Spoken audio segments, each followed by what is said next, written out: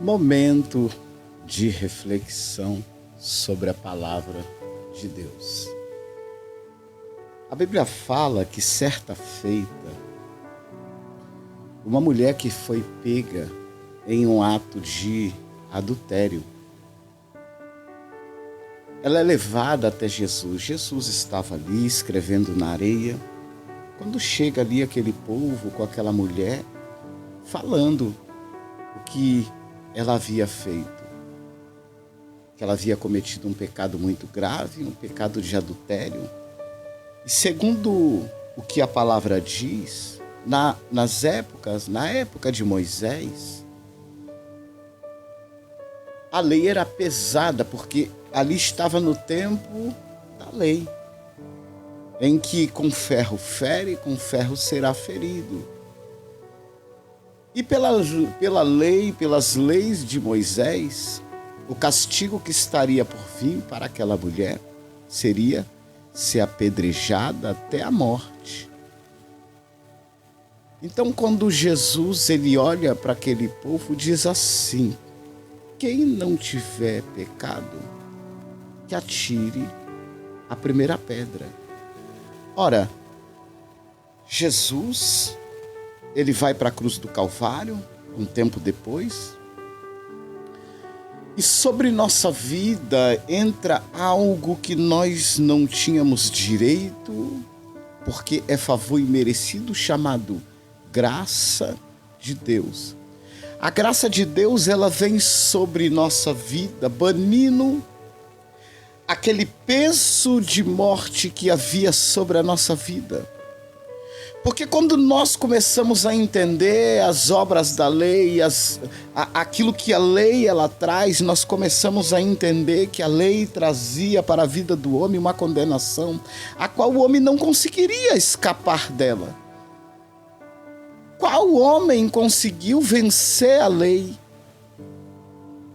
Hoje, nós conseguimos enxergar um modelo de igreja, pegando aquilo que Deus baniu e trazendo para que o homem vivesse de forma com que ele carregasse hoje sobre si aquilo que foi arrancado de nossas vidas.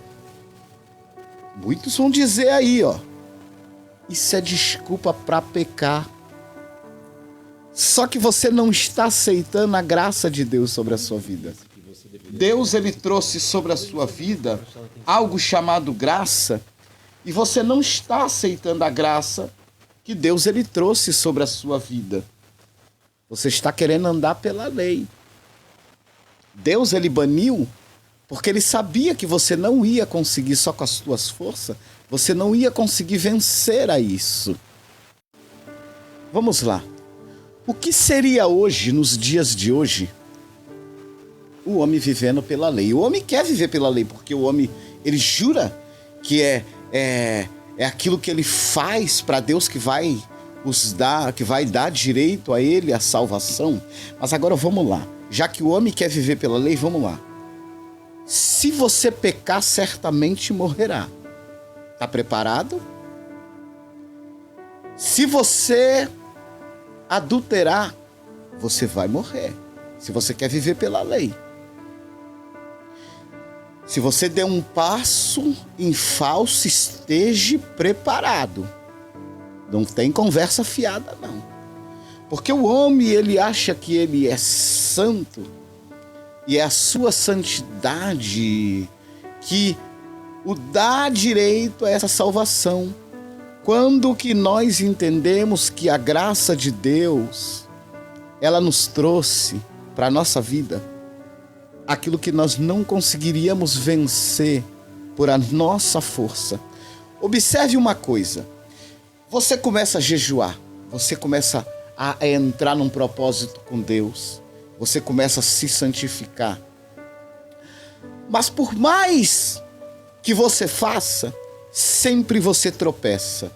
Paulo já diz na sua palavra: o bem que eu quero fazer, esse eu não faço. Mas o mal que eu não quero, esse está sempre à porta. E quando eu vejo, quando eu menos espero, eu estou fazendo. Você está entendendo o que essa palavra traz para a sua vida de reflexão. A natureza do homem ela é pecaminosa. Mas o que nos purifica do pecado é que quando Deus, ele na época da lei, ele olhava o homem, ele conseguia enxergar o pecado no homem. Mas quando Cristo traz a graça e Deus, ele olha para o homem, ele já não consegue mais ver o pecado do homem, porque entre o homem e Deus está Cristo, formando uma barreira para que Deus não enxergue o pecado do homem. E é por causa disso que você não foi fulminado. E é por causa disso que você tem a sua salvação. Não é porque você vai no culto de domingo, não é porque você levanta a sua mão e muitas vezes finge que está adorando porque não está nem sentindo nada. E fica ali, sabe? Fingindo que é espiritual, e fingindo que é mais espiritual do que todo mundo e achando que essa ilusão que traz a salvação para a sua vida. Quando na verdade a Bíblia contradiz tudo isso. Não é por você ser santo, é porque alguém chamado Jesus,